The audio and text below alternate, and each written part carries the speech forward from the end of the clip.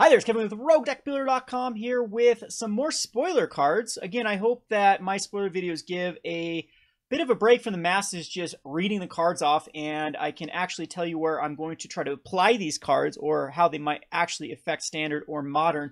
And I hope that these are valuable, my perspective anyway. It isn't just more static in the spoiler videos or the spoiler hype. Anyway, we'll get started off with what has been spoiled today. We have a God Pharaoh's Faithful, a 1 mana for a 0/4. Whenever you cast a blue, black, or red spell, you gain a life. So it is a white card that pairs with the Nicol Bolas colors.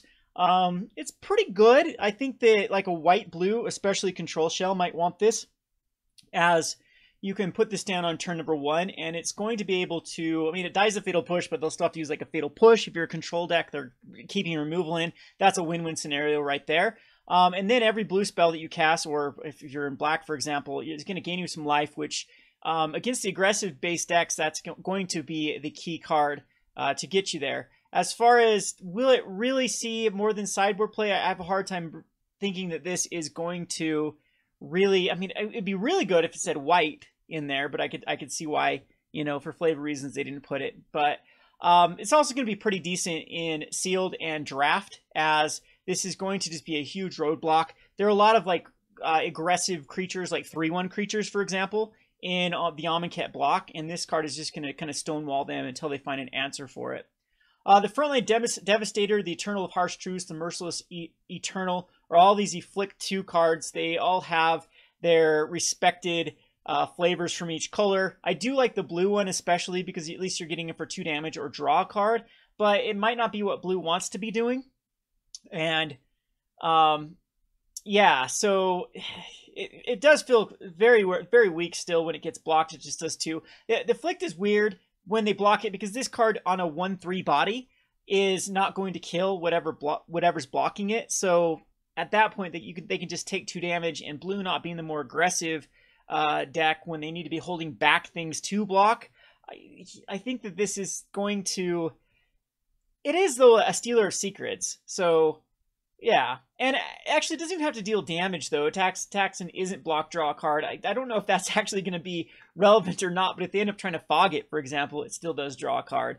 Other than that though, these cards are good in as just your, I would say, between the 18th and 23rd spots in your deck, you're going to be picking these up. I don't really see many of them being picked up highly. They did make this one a common, the Frontline Devastator. It has the pseudo fire breathing, but it seems pretty generic other than that. In a red deck, though, these are pretty good because if you do get your opponent down far enough in or low enough early on in the game, this dealing 2 damage, this like lose-lose scenario, if it's blocked, it's still going to get damage, is actually going to be very relevant. Alrighty, so we have the Kevness Last Word. Gain control of target artifact, creature, or enchantment. Lands you control don't untap during your next untap phase. It actually is pretty good because you can't get a Planeswalker, so artifact, creature, enchantment though. So there are some pretty decent artifacts and enchantments in the format at the moment that you can gain control of. The lands not untapping, of course, is huge, but you're still taking a card of your opponent's. Your opponent then has to deal with it.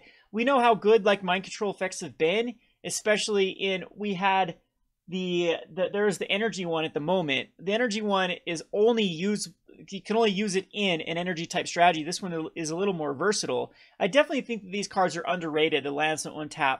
Effectively, this is costing 8 mana, though. You got to think of it that way, that you're paying it 4 of it, almost like a forced echo type cost with the lands not untapping. The thing is, though, that people are already working around ways to get around that with using artifacts, where Kaladesh has a lot of mana rocks in it, and this type of card might be more useful than some of the other ones we've seen because blue decks tend to be the mana rock type decks, and there are, again, threats that I do think are worthwhile to take with Kevness Last Word. In Limited, this is a bomb card, though. I think anything that gains control of a permanent, non-planeswalker permanent, non-land permanent, it's pretty powerful.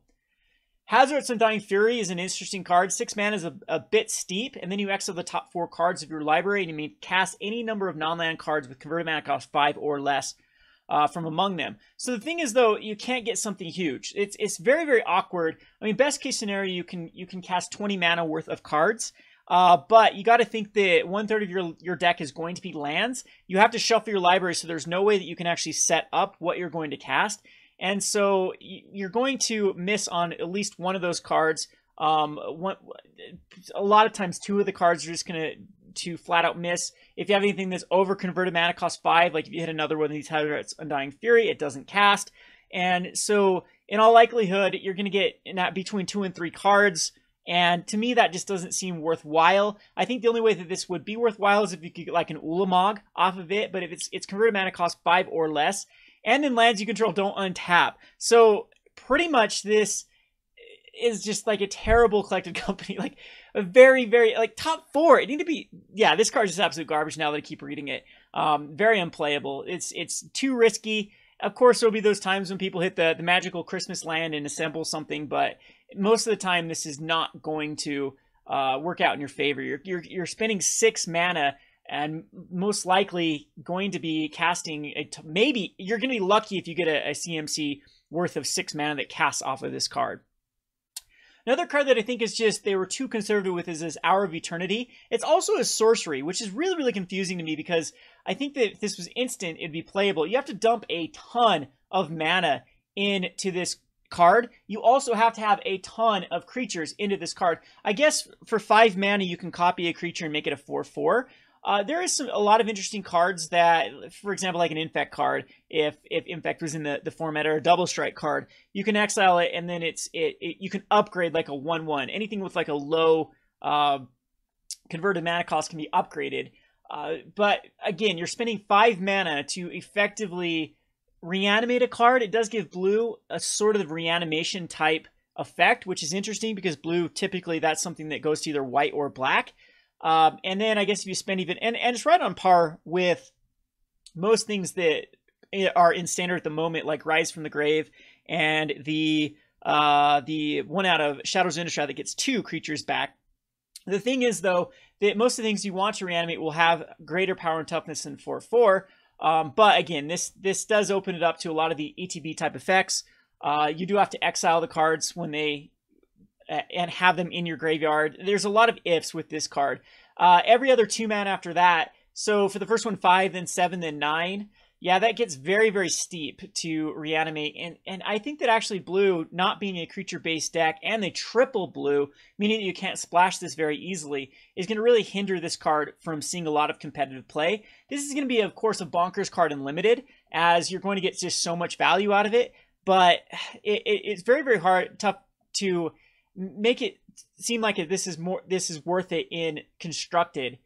5, 7, yeah, you're already getting a bargain with 6 mana from black. Liliana does the same thing at the moment. Would you rather just have a Liliana on the board and keep back a Planeswalker with a 2 loyalty counter, or potentially for 9 mana get 3 creatures back, 11 mana get 4 creatures back? I could throw this maybe in an energy deck, get back a bunch of Rogue Refiners, and at that point, it just seems very, very iffy though with this card. All right, so we have a Vizier of the Anointed. It's a 2/4, and when it enters the battlefield, search your library for a card with Embalm or Internalize and put it in your graveyard. Very, very good limited card, insanely good limited card, because it's just basically a draw spell for 2/4. Because Eternalize at 4, you're costing this for 4, and then a lot of the Eternalizes are 5, 6, 7, and so it does curve quite well, and it gives you a 4/4 zombie with whatever ability the Eternalized card has on it. You could also get an Embalm card. So, for example, the Angel would be a great card to get if you have it in your limited pool. But I don't think that this is going to be able to see Constructed playable. But this is something that I think has a lot of value and probably will be underrated as a pickup in a lot of the limited. I'm very excited to be playing this limited. There seems to be a lot of fun cards to play. We have Consigned to Oblivion. I like this card a lot. Return target online permanent to owner's hand. Very, very good. That is a value card, especially in this day and age, by just setting your opponent back a turn. And in Oblivion, you can make them discard 2 cards. So anything that this Consign is basically a boomerang. Not quite a boomerang, but what's the Disperse? So it's a Disperse with an upgrade. And Disperse typically do have some... And what's really cool about this too, yeah, you can actually use this with Torrential Gearhulk and cast the sorcery side, I believe. I believe they did word it that way. So you can consign and then Torrential Gearhulk back and make them discard 2 cards. instant speed when they draw a card, for example. So that could be something to actually push the Torrential Gearhook into black. But I don't know if Consign by itself is worthwhile. The only thing that runs like a lot of these return type cards is like the Fevered Visions type decks, and those will be rotating out. But we might see a control deck, a black-blue control deck, pick this up. Ominous Sphinx, 5 mana for a 4/4. Whenever you cycle or discard a card, creature or opponent controller +2/+0. This is a filler card, a great card to pick up, uncommon slot for probably going to make blue. Blue needs a card like this, I think. I think blue is pretty lackluster in Amonkhet for as far as limited is concerned, and they do need like a solid mid-range card at the uncommon slot. And I think this is perfect for it. We have a new ritual. The Razkes Ritual. Now, this card I do like a lot. I think people are underrating this. It is a Diabolical Tutor for 1 more. However, it does have cycling. Where I like this card is I think that cycling 1 is such a powerful ability. It is something that you can do early game. You can just cycle it away. It works with Delirium. It works with other cards that want things in the graveyard. And later game, this actually goes and gets you what you need.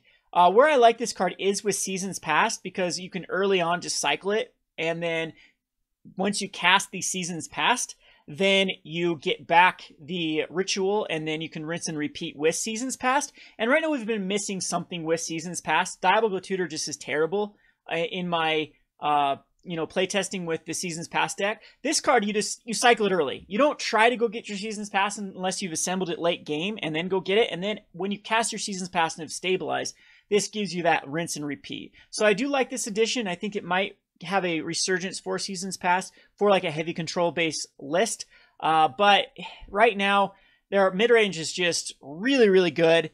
We do get it. Actually, speaking of Seasons Past, the 3 mana Destroy All Creatures Lands on tap is also insanely powerful with Seasons Past. It's exactly what we need. And I think this is also the tutor that we need. And so I'm going to call it right now that Seasons Past is going to be a viable archetype to build.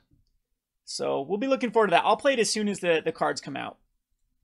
Alrighty, we have Endless Sands. Endless Sands is this is a rework of one of the reserve list cards from the Dark, I believe. So it taps for just a colorless mana, and then you can exile creature control and then sacrifice it and return all creatures exiled back to the battlefield.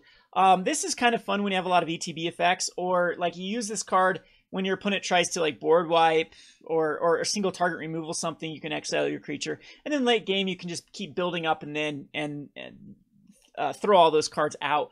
It is another card that could work with like Eldrazi, because we do need some more lands that do tap for the colorless mana, which we do get all these dunes, the deserts that also work really, really well with Eldrazi. So I think that we'll have a nice little last hoorah with Eldrazi. We are really missing the Caves of Kolios type cards that tap for multiple colors for Eldrazi's, and these ones will be pretty good. But anyway, the Endless Sands. This is I have played with the card. Someone in the comment section tell me what the card from the Dark is that does this, and I've played a commander deck before, and it can be very powerful, especially if you have ways to untap it over and over and over. So I don't know. This is a cool, flavorful card.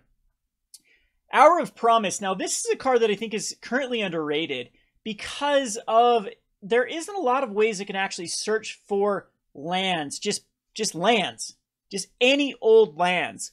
And could this bring back the deck, like the Escape Shift type decks, or maybe even Amulet Bloom type? I don't quite think so, but you could get 2 bounce lands with this, for example. And then, of course, with the Amulet, they come into play untapped.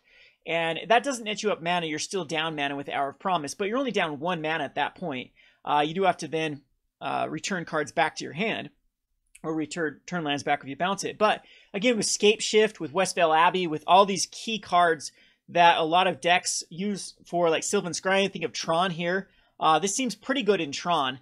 I don't know. Usually Tron wants to be assembled quicker than the Hour of Promise is trying to get, but I do think that this is going to see play somewhere. The ramp is quite good at just 2 for 5. It does curve right now with the ramp. Magic got away from the kind of the 2 mana ramp spells, but if you could go 3 mana ramp into Hour of Promise, get 2 more lands, and at that point you can go get, with Ulamog for example, you can go get 2 of the tap for 2 mana, and then you can cast Ulamog easily the next turn, because you'll have 7 lands. They'll tap for the 2 each, so that's 4. You have 11 mana. after the Hour of Promise. So yeah, don't underestimate this card. I think it's insanely powerful in the meta and will bring a resurgence back to Ulamog. On MTG, for example, Ulamog's down to like 4 tickets, which is crazy. So it could see one last. I wouldn't be surprised if this card was a very key point in the Pro Tour that's coming out, because of just how powerful that ability is of getting 2 specific lands. All right, Imminent Doom, 3 mana. Imminent Doom enters the battlefield with a Doom counter on it. Whenever you cast a spell with converted mana cost equal to the number of Doom counters, Imminent deals that much damage to target creature or player, then put a Doom counter. Card is absolutely garbage at 3. You'd have to have a spread of a lot of cards, 1, 2, 3, 4, 5, 6, and then you'd have to have the right value. Think of the card there right now that doesn't see any play. Was it something that Harness the Storm? That is just so much better than a card like this. I have a very tough time seeing Imminent Doom see play, because you do, yeah, you'd have to find a 1, and then you'd have to find a 2. Then yeah, just seems so awkward. I don't know. Maybe this will end up being better than I give it credit. Alrighties, here is another card that I think has a pretty sweet enter the battlefield ability of 3 damage to each other creature for 7 mana. I have been working on like a Cathartic Reunion Reanimator spell, and I think this is perfect. The cards that I have been trying to reanimate are like Noxious Gearhulk, and the other red Gearhulk is okay to reanimate, but I think this is actually a pretty good reanimation target because it clears the board. So Liliana is a great way to do this, or like Rise of the Graves, or there is the one that gets 2 cards back. And there we also do have not the Madcap Experiment, but the Indomitable Creativity that I think will work really well with this card, because you can destroy a bunch of artifacts like Prophetic Prisms and then go and find some, hopefully flip over like a Maw of Chaos, and that will wipe your opponent's board. So you're playing against like zombies or energy, or it doesn't kill Glorybringer, which might be an issue. It doesn't kill a lot of like the red-green energy type cards if they've been pumped up. But zombies is a great thing. It gives you that kind of board wipe feel for the reanimation strategy. So I'm going to be trying to revive the Indomitable Creativity type deck. Speaking of the blue card that we talked about earlier, the XX blue, blue, blue, here's another perfect reanimation target for it, because it will turn it into a 4/4, and it will do 3 damage to each other creature, and the 4/4 will still survive. So the Maw of Chaos, I think, in the right shell, will be able to see play.